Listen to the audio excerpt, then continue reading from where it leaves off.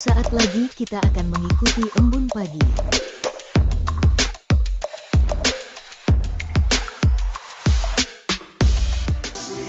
Kasihnya setiap hari seperti embun pagi, sejukkan hati.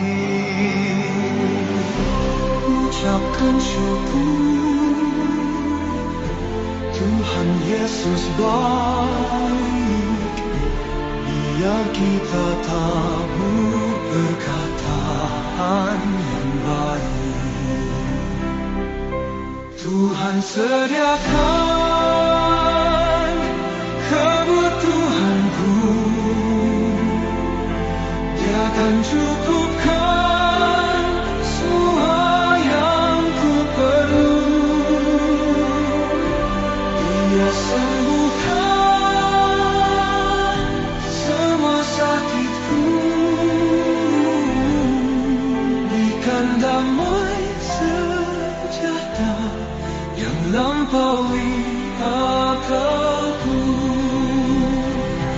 Tuhan buka jalan, pimpin semua langkahku.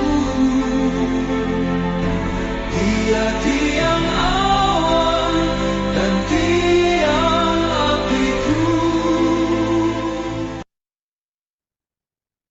Amazia berumur 25 tahun pada waktu ia menjadi raja, dan 29 tahun lamanya ia memerintah di Yerusalem. Nama ibunya ialah Yoadan dari Yerusalem. Ia melakukan apa yang benar di mata Tuhan, hanya tidak dengan segenap hati. Segera sesudah kuasa kerajaan itu kokoh di tangannya, dibunuhnyalah pegawai-pegawainya yang telah membunuh raja, yaitu ayah. Tetapi anak-anak mereka tidak dihukum mati olehnya, melainkan ia bertindak sesuai dengan apa yang tertulis dalam Taurat, yakni kitab Musa, di mana Tuhan telah memberi perintah, janganlah ayah mati karena anaknya, janganlah juga anak mati karena ayahnya, melainkan setiap orang harus mati karena dosanya sendiri. Lalu Amazia mengumpulkan orang Yehuda dan menyuruh mereka, yakni seluruh orang Yehuda dan Benyamin, berdiri menurut puak-puaknya di bawah kepala-kepala pasukan 1.000 dan kepala-kepala pasukan 100. Ketika ia menghitung mereka yang berumur 20 tahun ke atas, didapatinya 300.000 teruna yang sanggup keluar berperang dengan tombak dan perisai. Selain itu, ia menyewa 100.000 pahlawan yang gagah perkasa dari Israel dengan bayaran 100 talenta perak. Tetapi seorang abdi Allah datang kepadanya dan berkata, "Ya Raja, janganlah tentara Israel dibiarkan bergabung kepada Tuanku, karena Tuhan tidak menyertai Israel, yakni semua Bani Efraim ini.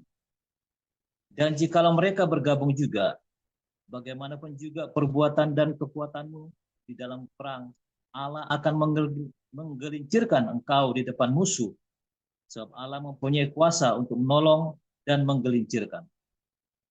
Lalu kata Amazia kepada abdi Allah, "Bagaimana dengan 100 talenta yang telah kuberikan kepada pasukan-pasukan Israel itu?"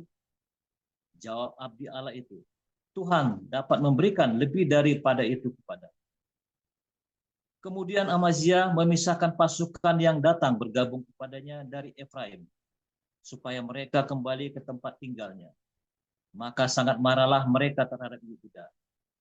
Mereka kembali ke tempat tinggalnya dengan marah yang menyala-nyala. Amazia mendapat keberanian lalu memimpin rakyatnya ke lembah Asin dan memukul kalah 10.000 orang dari Bani Seir. Selain itu, 10.000 orang ditawan hidup-hidup oleh Bani Yehuda dan dibawa ke suatu puncak bukit batu. Lalu mereka dicampakkan dari puncak bukit batu itu sehingga hancurlah mereka semua. Tetapi orang-orang dari pasukan yang dipulangkan Amazia dan yang tidak diperbolehkan ikut berperang dengan dia menyerbu kota-kota di Yehuda dari jurusan Samaria sampai ke Bet-Horon dan menewaskan 3.000 orang penduduknya dan merampas banyak jarahan. Ketika Amazia kembali setelah mengalahkan orang-orang Edom itu, ia mendirikan para Allah Bani Sir yang dibawanya pulang sebagai Allahnya, ia sujud menyembah kepada Allah-Allah itu dan membakar korban untuk mereka. Maka bangkitlah murka Tuhan terhadap Amazia. Ia menyuruh seorang nabi kepadanya yang berkata, "Mengapa engkau mencari Allah, sesuatu bangsa yang tidak dapat melepaskan bangsanya sendiri dari tanganmu?" Waktu Nabi sedang berbicara, berkatalah Amazia kepadanya, "Apakah kami telah mengangkat engkau menjadi penasihat raja? Diamlah. Apakah engkau mau dibunuh?" Lalu diamlah Nabi itu setelah berkata, "Sekarang aku tahu bahwa Allah telah menentukan akan membinasakan engkau, karena engkau telah berbuat hal ini dan tidak mendengarkan nasihatku." Kemudian Amazia Raja Yehuda mengadakan perundingan, lalu menyuruh orang kepada Yoas bin Yehu, Raja Israel, mengatakan, "Mari kita mengadu tenaga." Tetapi Yoas Raja Israel menyuruh orang kepada Amazia, Raja Yehuda, mengatakan, "Onak yang di Gunung Libanon mengirim pesan kepada pohon aras yang di Gunung Libanon. Bunyinya, berikanlah anakmu perempuan kepada anakku laki-laki menjadi istrinya." Tetapi binatang-binatang hutan yang ada di Gunung Libanon itu berjalan lewat dari sana, lalu menginjak onak itu. "Pikirmu, engkau sudah mengalahkan Edom, sebab itu hatimu angkat dirimu untuk mendapat kehormatan. Sekarang tinggal saja di rumah. Untuk apa engkau menantang malapetaka, sehingga engkau jatuh dan Yehuda bersama-sama engkau?" Tetapi Amazia tidak mau mendengarkan, sebab hal itu telah ditetapkan Allah yang hendak menyerahkan mereka ke dalam tangan Yoas, karena mereka telah mencari Allah orang Edom. Sebab itu majulah Yoas Raja Israel, lalu mengadu tenagalah mereka, dan ia dan Amazia Raja Yehuda di Bet Semes yang termasuk wilayah Yehuda. Yehuda terpukul kalah oleh Israel, sehingga masing-masing lari ke kemahnya. Yoas Raja Israel menangkap Amazia Raja Yehuda, anak Yoas bin Yoas, di Bet Semes. Lalu Yoas membawa dia ke Yerusalem. Ia membongkar tembok Yerusalem dari pintu gerbang Efraim sampai ke pintu gerbang sudut, 400 hasta panjangnya. Sesudah itu ia mengambil segala emas dan perak dan segala perkakas yang terdapat dalam rumah Allah dan yang berada di bawah pengawasan keluarga Obed Edom, juga perbendaharaan istana raja dan orang-orang sandera. Kemudian pulanglah ia ke Samaria. Amazia bin Yoas Raja Yehuda masih hidup 15 tahun lamanya sesudah Yoas bin Yoas Raja Israel mati. Selebihnya dari riwayat Amazia dari awal sampai akhir, bukankah semuanya itu tertulis dalam kitab raja-raja Yehuda dan Israel? Sejak Amazia menjauhi Tuhan, orang mengadakan persepakatan melawan dia di Yerusalem. Sebab itu larilah dia ke Lakis, tetapi mereka menyuruh mengejar dia ke Lakis, lalu dibunuhlah ia di sana. Ia diangkut dengan kuda, lalu dikuburkan di samping nenek moyangnya di kota Daud. Demikian firman Tuhan. Wahyu pasal 3. Dan tuliskanlah kepada malaikat jemaat di Sardis. Inilah firman Dia yang memiliki ketujuh roh Allah dan ketujuh bintang itu. Aku tahu segala pekerjaanmu. Engkau dikatakan hidup, padahal engkau mati. Bangunlah dan kuatkanlah apa yang masih tinggal, yang sudah hampir mati. Sebab tidak satu pun dari pekerjaanmu aku dapati sempurna di hadapan Allahku. Karena itu ingatlah bagaimana engkau telah menerima dan mendengarnya. Turutilah itu dan bertobatlah, karena jikalau engkau tidak berjaga-jaga, aku akan datang seperti pencuri, dan engkau tidak tahu pada waktu manakah aku tiba-tiba datang kepadamu. Tetapi di Sardis ada beberapa orang yang tidak mencemarkan pakaiannya. Mereka akan berjalan dengan aku dalam pakaian putih, karena mereka adalah layak untuk itu. Barang siapa menang, ia akan dikenakan pakaian putih yang demikian. Aku tidak akan menghapus namanya dari kitab kehidupan, melainkan aku akan mengaku namanya di hadapan Bapakku dan di hadapan para malaikatnya. Siapa bertelinga, hendaklah ia mendengarkan apa yang dikatakan Roh kepada jemaat-jemaat. Dan tuliskanlah kepada malaikat jemaat di Philadelphia. Inilah firman dari yang kudus, yang benar, yang memegang kunci Daud. Apabila ia membuka, tidak ada yang dapat menutup. Apabila ia menutup, tidak ada yang dapat membuka. Aku tahu segala pekerjaanmu. Lihatlah, aku telah membuka pintu bagimu, yang tidak dapat ditutup oleh seorang pun. Aku tahu bahwa kekuatanmu tidak seberapa, namun engkau menuruti firmanku, dan engkau tidak menyangkal namaku.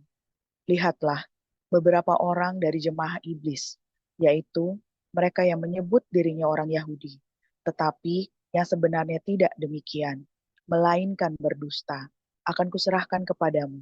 Sesungguhnya, aku akan menyuruh mereka datang dan tersungkur di depan kakimu dan mengaku bahwa aku mengasihi engkau, karena engkau menuruti firmanku, untuk tekun menantikan aku. Maka aku pun akan melindungi engkau dari hari pencobaan yang akan datang atas seluruh dunia untuk mencobai mereka yang diam di bumi. Aku datang segera. Peganglah apa yang ada padamu, supaya tidak seorang pun mengambil mahkotamu. Barang siapa menang, ia akan kujadikan soko guru di dalam bait suci Allahku, dan ia tidak akan keluar lagi dari situ. Dan padanya akan kutuliskan nama Allahku, nama kota Allahku, yaitu Yerusalem baru, yang turun dari surga dari Allahku, dan namaku yang baru. Siapa bertelinga, hendaklah ia mendengarkan apa yang dikatakan Roh kepada jemaat-jemaat. Dan tuliskanlah kepada malaikat jemaat di Laodikia. Inilah firman dari Amin, saksi yang setia dan benar, permulaan dari ciptaan Allah. Aku tahu segala pekerjaanmu. Engkau tidak dingin dan tidak panas. Alangkah baiknya jika engkau dingin atau panas. Jadi, karena engkau suam-suam kuku dan tidak dingin atau panas, aku akan memuntahkan engkau dari mulutku. Karena engkau berkata, aku kaya dan aku telah memperkayakan diriku dan aku tidak kekurangan apa-apa. Dan karena engkau tidak tahu bahwa engkau melarat dan malang, miskin, buta, dan telanjang, maka aku menasihatkan engkau, supaya engkau membeli daripadaku emas yang telah dimurnikan dalam api, agar engkau menjadi kaya, dan juga pakaian putih, supaya engkau memakainya, agar jangan kelihatan ketelanjanganmu yang memalukan, dan lagi minyak untuk melumas matamu, supaya engkau dapat melihat. Barang siapa kukasihi, ia kutegur, dan kuhajar. Sebab itu, relakanlah hatimu dan bertobatlah. Lihat, aku berdiri di muka pintu, dan mengetuk. Jikalau ada orang yang mendengar suaraku, dan membukakan pintu, aku akan masuk mendapatkannya. Dan aku makan bersama-sama dengan dia, dan ia bersama-sama dengan aku. Barang siapa menang, ia akan kududukan bersama-sama dengan aku di atas tahtaku, sebagaimana aku pun telah menang dan duduk bersama-sama dengan Bapakku di atas tahtanya. Siapa bertelinga, hendaklah ia mendengarkan apa yang dikatakan Roh kepada jemaat-jemaat. Demikian firman Tuhan. Terima kasih Bu Ros. Haleluya, luar biasa. Kalau anak-anak kerajaan surga tidak boleh hangat-hangat tahi ayam, saudara. Sebab kalau hangat-hangat tahi ayam, nanti Anda dibuang, ya, karena nggak ada orang mau naruh tahi ayam di rumah. Tapi ada orang suka nyimpen tahi ayam, saudara ya. Saya dulu pernah, saudara ya. Jadi ini mungkin bukan tahi ayam, nggak tahu tahi apa deh, pokoknya sama-sama tahi deh pokoknya ya. Saya lagi jalan di Belanda kan, baru nyampe kan. Saya kan sering ke Jerman Belanda. Terus malam-malam saya datangnya malam-malam udah nggak ada bis, jadi saya harus jalan dari stasiun kereta ke rumah yang saya tuju itu ya. Jalan kurang lebih 3 kilo lah kira-kira ya. Di malam-malam jalan kita nggak lihat apa-apa, gelap kan. Cuma ada lampu-lampu kuning begitu biasa ya, jalan setapak. Jadi saya jalan, udah jalan sampai rumah. Udah kita tasnya taruh di situ, taruh di pojok yang rapi segala macam. Ya kita namanya numpang di rumah orang rame-rame, itu ada banyak tamu kan, karena ada acara di situ. Maka saya tidurlah di situ. Terus kenapa ini satu rumah kelihatannya bau? Kenapa ya bau? Enggak, Tapi yang merasa bau cuman saya ya, yang merasa bau cuman saya. Yang lain nggak ada yang merasa bau. Nggak ada yang bau, ya udahlah. Besoknya lagi begitu ya. Kenapa ya bau ya? Terus nggak ada yang merasa bau, cuman saya yang merasa bau gitu. Nah, terus usut punya usut, saudara ya. Ini semua orang ikut merasakan baunya juga, karena saya gelisah, kan saya kalau ada bau-bau apa dikit saya pusing, saudara ya, bau-bau nggak enak ya. Ya, jadi saya pusing, bukan ada bau-bau nggak enak ya, bau mulut yang orang suka bohong mulutnya itu ya kan, bau juga orang yang suka bohong tuh mulutnya tuh. Ya, Anda ngamatin nggak kalau Anda suka bohong mulutnya bau? Terus ada yang bau-bau lainnya itu, pokoknya saya pusing kalau ada bau gitu ya. Nah, jadi saya ribut ya. Apa ini, saya gelisah, saya cari-cari, muter-muter nggak ketemu ya. Terus saya lagi beberes pakaian saya di koper, terus saya balik, jedit, wah rodanya isinya tai semua, saudara ya. Nggak tahu tainya apa, taunya ayam lah, kucing kah, anjing kah, saya nggak ngerti lah. Ya isinya tai semua. Waduh, saya pusing galau, saudara ya. Gimana bersihnya? Ya kan jijik banget tuh yang begituan tuh, saudara ya. Ya bingung lah, coba kalau Anda jadi saya gimana, bingung lah, masa nggak bingung sih. Ya kan, di rumah orang lagi, kita lagi numpang, udah kita ribut, bau-bau sana bau sini, kita ribut, nggak taunya yang sumber baunya barangnya kita sendirilah sumber baunya. Puyeng, saudara. Ya, masalahnya kalau bau tai ayam, bau tai itu nggak hangat-hangat tai ayam, baunya lama, saudara, hilangnya. Aduh, itu, saudara ya. Kalau kita bikin salah ya, saudara ya. Kalau saya pernah banyak bikin salah dulu ya. 15-20 tahun yang lalu saya bikin salah. Baunya lama, saudara ya. Baunya lama. Ya. Kesalahan kecil, saudara ya, yang sebetulnya bukan kesalahan tetapi jadi salah karena saya tidak sabar. Nah, kita nggak sabar. Ya. Saudara tahu kalau orang-orang ya, Anda yang bekerja hanya di depan saja. Jadi gara-gara itu saya ini kalau kerja selalu berhasil, sukses. Ya, saya kerja apa tak pegang pasti jadi. Pegang apa saja kerja pasti jadi, saudara. Cuma di tengah jalan selalu tak tinggal. Ya, saya baru kali ini nih kerja sama kalian nih, nggak tak tinggal nih. Tak telaten, ini udah 4 tahun difitnah, dikebuki, dituduh maling, dituduh apa ya, dituduh muka pantat segala macam ya, sampai dikata-katain orang segala macam. Baru kali ini tak tungguin. Kalau biasanya gitu tak upload, saudara, orang-orang yang zaman dulu tuh tak tinggal. Ngapain ngurusin? Ya, udah saya bantuin, duitnya nggak masuk ke saya, masih difitnah pula ya. Nah, zaman dulu udah saya tinggal tuh, saudara. Saya kalau kerja cepat ya, kerja apa-apa pasti jadi. Saya cepat belajar, cepat 3 bulan kasih percobaan, langsung jadi. Tetapi karena saya pandai, karena saya pintar, maka setiap kali saya sudah mencapai, tak tinggal. Semangat ya, wah kelihatannya, wah ini harus sukses nih, harus berhasil begini ya. Tadi saya baru cita-cita sama mama ya tadi ya. Saya dulu di Palembang sukses, saya ke Bali dulu sukses. Ya, di Palembang kita sukses, saudara. Kita itu sampai cabang saya itu dari nggak punya pabrik sampai saya bikin pabrik. Saya bisa bikin pabrik, bisa bikin pabrik, urusan segala macam, ajaib, hebat, saudara ya. Dulu saya yang orang-orang dari teknik industri aja sampai melongo, sampai managing director kami dulu di perusahaan gede ya, perkebunan besar sekali ya, sampai gede-gede sambil senyum dia, gede-gede dia puas ya, karena mereka gagal semua bikin pabrik gitu ya, bikin pabrik itu gagal semua, ambles. Begitu saya masuk nggak ada yang ambles, biaya miliaran, terus saudara, biayanya cuman nggak nyampe 100 juta, nggak nyampe 100 juta benernya, yang benernya zaman itu ya, zaman tahun 2000, tahun 2001, 2002 itu ya, zaman itu. Begitu selesai, bagus, sudah segalanya, intake segala macam, tak tinggal.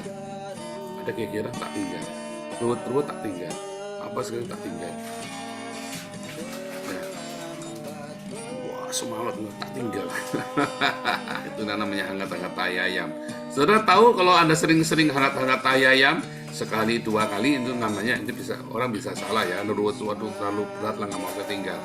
Tapi kalau Anda dalam setiap periode hidupmu, dalam setiap masa-masa hidupmu, kamu tuh hangat-hangat tai ayam, semangat di awal, jangan buat Tuhan, kita sama-sama bro, kita bekerja, terus tinggal, tiba-tiba ngilang. Anda bekerja apa saja sebentar ngilang, ya.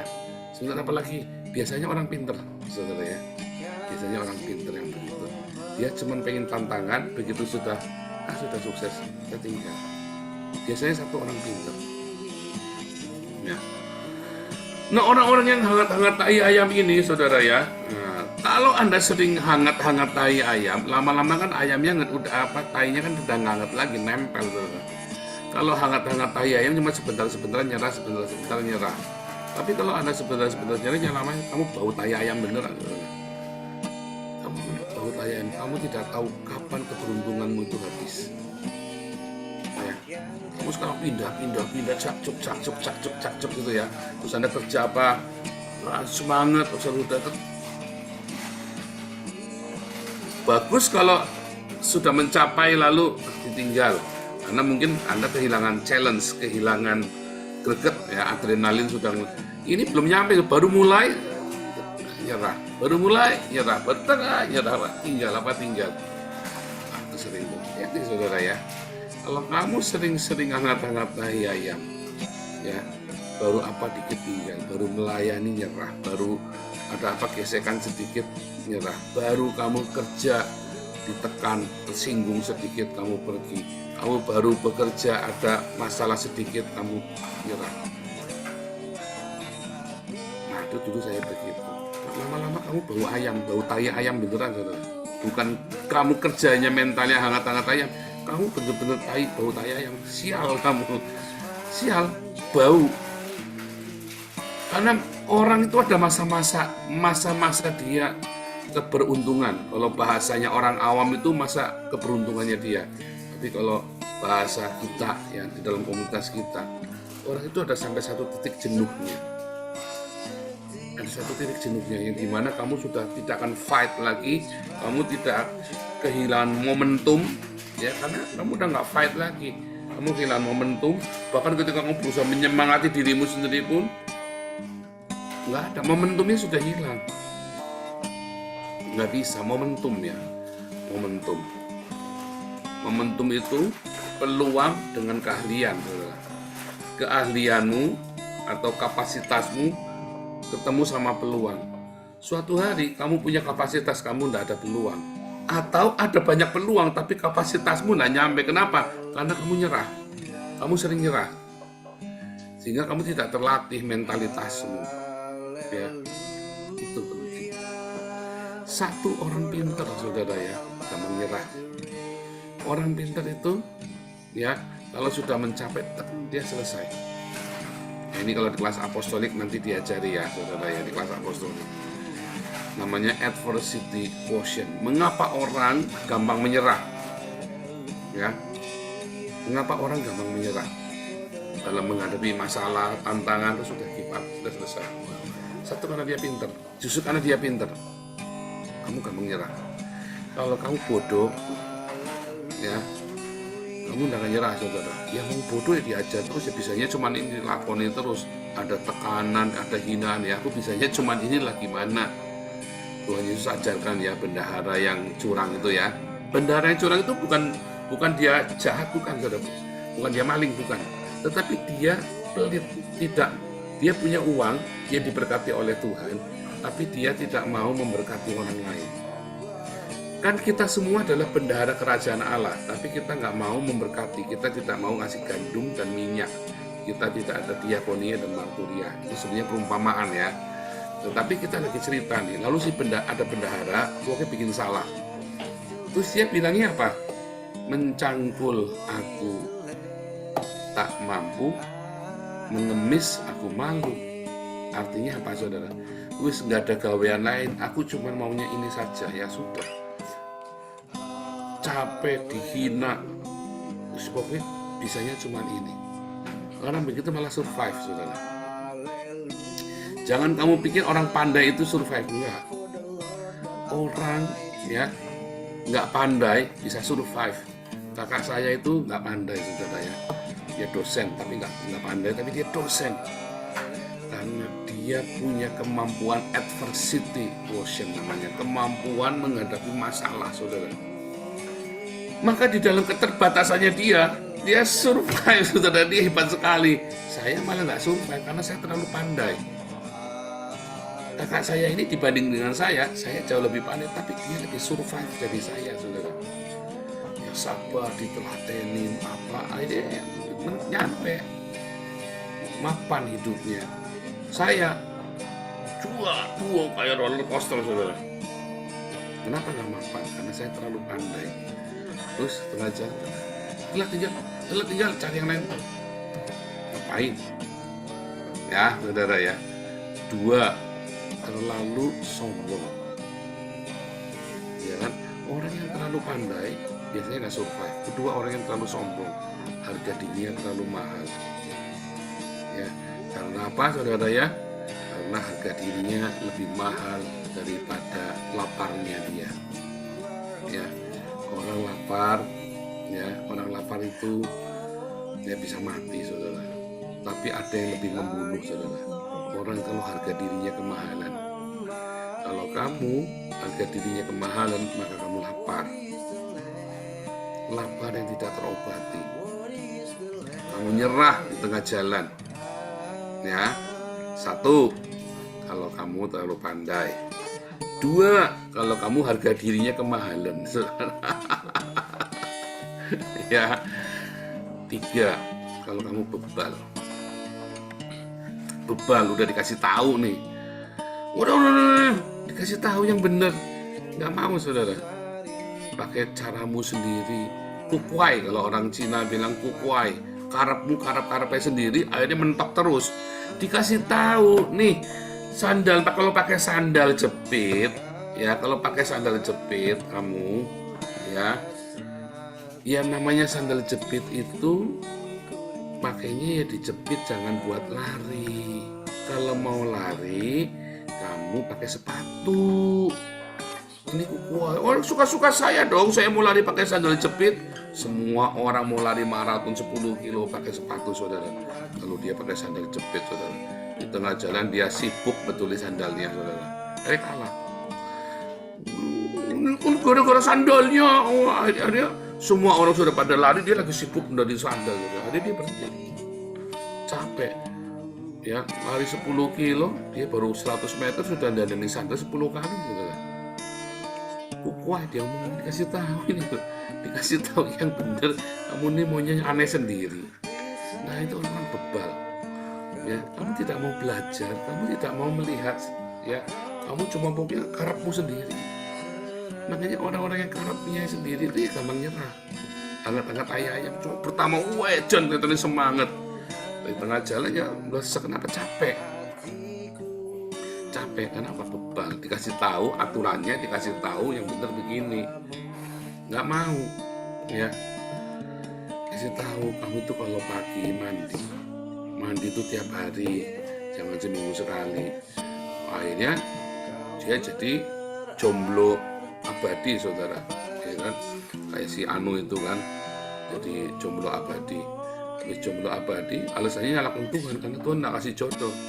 Goblok, bukan Tuhan kasih jodoh, kamu bau. Siapa yang mau sama kamu? Orang kamu mandi ya seminggu sekali, sebulan sekali baru mandi. Siapa yang mau? Nah, itu namanya kukuai itu, saudara, namanya bebal. Dikasih tahu. Ya, jam berapa ini? 9 menit lagi ya. 4, 1 terlalu pandai.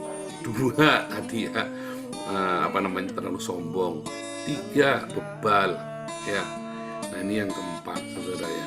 Kamu ya, kalau kamu melankolis, terlalu melo, saudara ya, terlalu mengasihi diri sendiri, mengasihani diri sendiri, ya, aku ini yang paling merana di dunia, wah, dikit-dikit aku ini difitnah, dikit-dikit aku ini disakiti, kamu nyerah di tengah jalan nanti.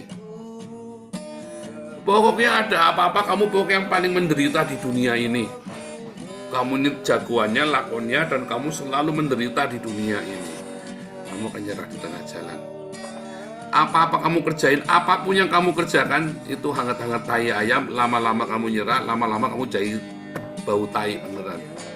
Kere, saudara, apa-apa nyerah, Aku nih, kenapa gagal? Kenapa kamu berhenti? Ya soalnya aku difitnah sih. Soalnya semua orang gak suka sama saya. Iya kan? Bener gak? Kamu gitu gak? Kenapa kamu gak berhasil? Iya soalnya saya ya orang sentimen sih, didiskriminasi. Ya kamu orang yang begitu gak, saudara? Pertamanya semangat, wah dicoba di tengah jalan. Iya, habis gimana karena saya Cina? Wah, itu saya didiskriminasi itu sama pribumi. Ya, saya mah biar masuk sekolah negeri Cina sendiri ya nggak apa-apa lawan. Emang kenapa? Ya kan? Saya pernah mau daftar militer dulu, saudara, kepengen jadi tentara. Malah anak saya tak tanya, kamu jadi tentara enggak? Ya. Emang nggak urusan, saudara, kamu diskriminasi itu tetap terjang terus. Saya tahu waktu saya ikut lomba karya tulis ilmiah di kampus ya, dia bilang kamu nggak bakal menang, Paul. Dia bilang nggak apa-apa, aku cuma pengen nyoba, pengen tahu rasanya bikin karya ilmiah itu seperti apa. Ya udah, nggak berhasil ya nggak apa-apa. Yang saya kan pengen tahu, tapi cuma pengen tahu, bukan pengen menang. Tuh saudara ya.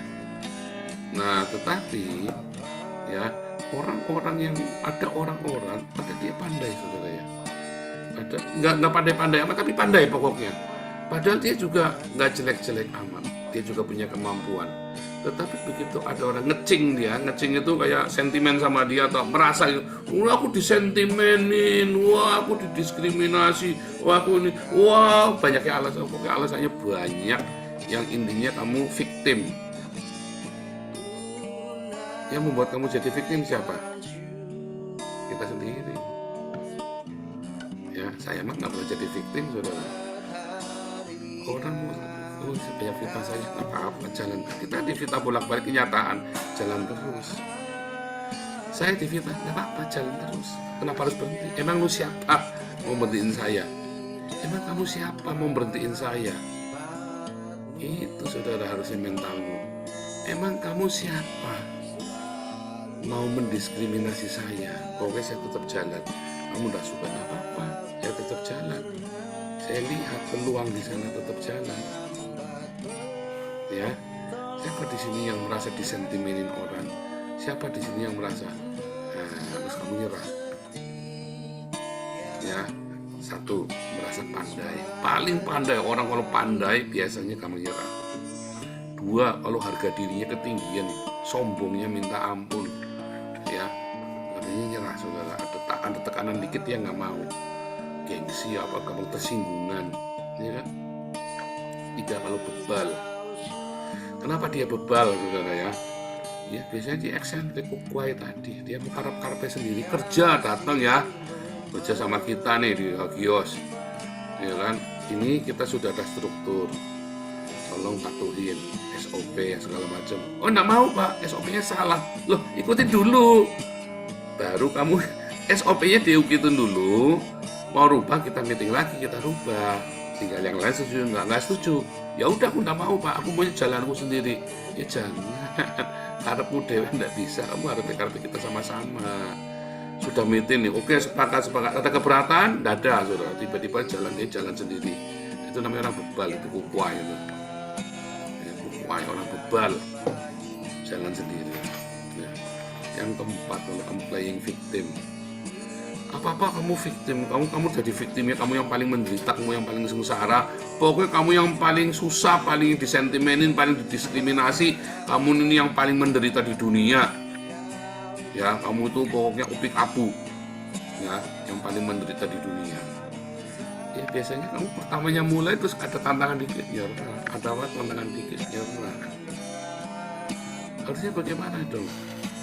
Ya, kamu kalau sudah jalan, ya, kalau kamu jalan, kamu sedang bekerja, apapun yang sekarang ini sedang kamu lakukan, kamu doakan. Dan kamu harus belajar serahkan sama Tuhan. Kerjakan dengan sungguh-sungguh, ya, kerjakan selalu dengan sungguh-sungguh. Jangan berpikir kamu yang paling pandai dan kamu akan paling hebat. Jangan pernah berpikir kalau kamu tidak mungkin bisa disakiti orang. Ya, kalau Orang yang bekerja, saudara ya, selalu disakiti, saudara. Orang nganggur disakiti enggak. Orang nganggur nggak disakiti. Orang kalau rajin kerja pasti disakiti. Ya. Kamu pergi ke kantor manapun, kalau kamu rajin pasti kamu difitnah. Kalau kamu rajin pasti kamu digelendengi orang. Kalau kamu rajin pasti dibilang cari muka. Kalau kamu rajin pasti dibilang penjilat. Kalau kamu kerja bener pasti kamu difitnah. Nah, kamu jangan merasa kamu terus langsung kecil hati. Kamu jalan terus. Kamu lihat, kamu sudah ikutin aturan belum? Kalau kamu sudah ikutin aturan perusahaan, kamu sudah ikutin aturan yang berlaku, hukum negara, hukum perusahaan, aturan atau kesepakatan dalam meeting segala macam, jalanin saja. Dan kalau kamu tahu bahwa kamu sedang merugikan orang lain, jangan takut, jalanin saja. Ya. Nah, terus kamu belajar buka wawasan. Buka wawasan. Banyak belajar dari kesalahan orang lain. Nah, jangan ikuti kemauanmu sendiri. Ya, tapi kamu dengarkan, lihat. Setelah itu kamu tetapkan tujuanmu. Jalan, jangan dengerin orang lain lagi. Tapi di awal sebelum jalan, kamu lihat dulu. Jangan kamu di awal kamu nyeruduk, setelah jalan kamu bingung dengerin orang. Nah, itulah namanya orang beban. Di awal kamu tidak mau dengerin orang, kamu langsung jalan. Begitu sudah jalan, kamu keder dengerin sana sini. Di awal sebelum jalan, kamu dengar orang dulu, dengarkan. Oke? Kamu maunya apa? Aku maunya ini, sesuai enggak? Enggak sesuai, ya udah nggak usah jalan. Sesuai nggak sesuai, jalan. Kalau sudah jalan, jangan dengerin orang. Nggak nyampe-nyampe nanti kamu dengerin orang terus mah capek. Dan orang yang sering ngelindengin kamu, ya, yang tadi akhirnya kamu playing victim. Ya karena saya dijegal sih Pak. Oh karena saya dibohongi Pak. Karena ya berarti kamu kan nyerah. Kamu playing victim. Nah, bagaimana supaya kamu tidak playing victim? Apapun boleh menjegal saya. Kafilah berlalu walaupun anjing menggonggong, saudara. Jangan takut, saudara, jalan terus. Dan kamu doakan tiap hari, Tuhan. Kalau saya lagi jalan, kita lagi bikin ide ya, perintah Tuhan. Setiap hari berdoa, saya nggak mau maksa Tuhan. Tapi kalau Tuhan suruh saya jalanin, saya jalanin. Jadi tidak akan mundur. Itu saudara. Tuhan, saya diberi kesempatan untuk bekerja. Saya tidak akan mundur, Tuhan. Jadi kamu bilang saya suruh mundur. Selama Tuhan tidak suruh mundur, saya jalan terus. Tapi kalau bukan dari Tuhan, tolong supaya saya tahu itu bukan dari Tuhan. Jalanin terus, saudara. Ya, haleluya, Tuhan Yesus memberkati. Ya, ingat-ingat, kalau sudah maju, jalan terus sampai ke tujuan. Ya, oh satu menit, Uros. Ini ada cerita orang Belgia sama orang Belanda, saudara ya. Orang Belgia itu sering dipoyoki, saudara, sama orang Belanda. Dipoyok itu apa? Diejek, dibully. Mengapa, saudara? Karena kalau orang Belgia itu ya senangnya apa, kalau kan Belgia sama Belanda sama-sama banyak air. Kita depannya Inggris, saudara ya, depannya Inggris. Jadi kalau orang Belgia sama orang Belanda itu kalau sudah berenang, saudara ya, kalau orang Belanda nggak mau, dia lihat dulu orang Belgia berburu-buru berenang, saudara. Begitu sudah sampai tengah, aduh ternyata masih jauh, dia balik, saudara. Ya kan? Padahal masih jauhnya dia, lebih jauh dia pulang balik ke Belgia daripada dia nyebrang ke Inggris yang nerusin perjalanan, saudara. Tapi dia lebih pulang, karena masih jauh, dia bilang. Nah, kenapa aku bilang jauh? Orang Belandanya dia pelan-pelan, saudara. Orang Belanda kan suka berenang, dia pelan-pelan, nggak buru-buru. Masih jauh ya, nggak apa-apa, nyampe. Udah tanggung, udah ditekatin. Makanya orang Belgia udah deket padahal, saudara, tapi masih jauh. Udah deket, daripada dia pulang, lebih jauh lagi. Dia bilang mendingan pulang aku. Aduh, saudara, seringkali kita begitu. Ya, harusnya udah nyampe, nggak jadi nyampe. Karena kamu buru-buru, santai, saudara, nikmatin proses, nikmatin. Kalau kamu buru-buru habisi jalan tenagamu, saudara, habisi jalan kamu tenagamu. tarik nafasmu pelan-pelan. Nah, hembusan nafasmu itu adalah apa, saudara? Doa.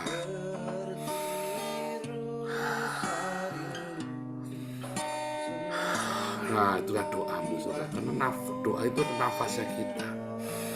Hembus, adem, katanya ademen ya, kata orang Belanda, ademen, menghirup. Tuhan Yesus tolong, Tuhan Yesus pimpin. Jangan buru-buru ambisius, saudara ya. Nggak nyampe, udah cuma tinggal dikit kamu pulang. Tapi kalau kamu pelan-pelan, sembus dalam doamu pelan-pelan, sambil kamu akan nyampe. Tuhan Yesus memberkati.